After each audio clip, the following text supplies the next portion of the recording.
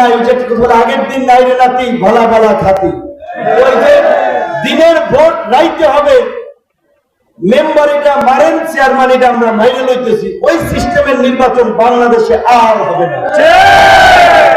আশা করি এই 17 তারিখ জুলাই সনদ স্বাক্ষরের পরে বাংলাদেশের রাজনীতি একটু নতুন ভাবে পরিচালিত হবে, রাষ্ট্র ব্যবস্থায় একটু পরিবর্তন হবে এবং আগামী নির্বাচন হবে।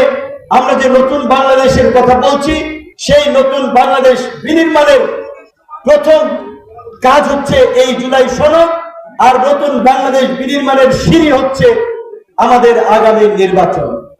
সেই নির্বাচন হতে হবে বাংলাদেশের ইতিহাসের সবচেয়ে ভালো নির্বাচন।